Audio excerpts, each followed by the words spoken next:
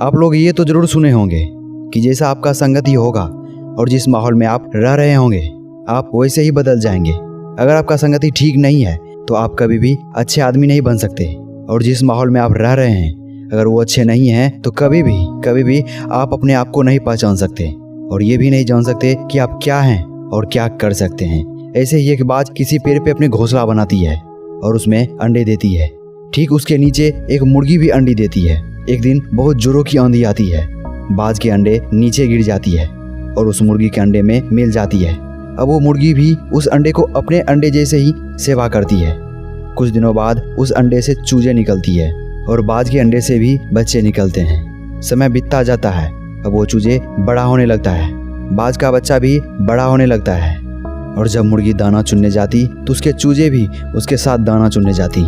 बाज के बच्चे भी उस चूजे के साथ ही दाना चुनती। मुर्गी के साथ रहकर उस बाज को एहसास ही नहीं होता कि वह बाज है। उसे यह एहसास ही नहीं होता कि वह पक्षियों का राजा है और वह बादलों की सीना चीरने की ताकत रखता है। ऐसे ही समय बीतता रहा।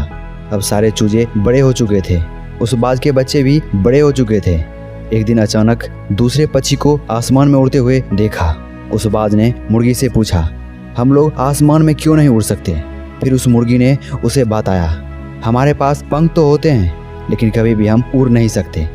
इसी बात उसके दिमाग में बैठ जाती है कि कभी भी वो उड़ नहीं सकता, और कभी भी वो उड़ने की कोशिश भी नहीं करता है, और कभी भी अपने आप को पहचान ही नहीं सकता कि वो क्या है और क्या कर सकता है, और पूरी जिंदगी एक मुर्गी के जैसा ही बिताता है।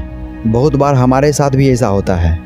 जिस संगति में हम रहते हैं, जिस माहौल में रहते हैं वो ठीक नहीं होता है, और कभी भी हम अपने आप को पहचान ही नहीं पाते हैं कि हम क्या हैं और क्या कर सकते हैं। अगर आपको लगता है कि आपकी संगति ठीक नहीं है, आप जिस माहौल में रह रहे हैं वो ठीक नहीं है, तो आप अपना संगति बदलिए और उस माहौल से दूर हो जाइए।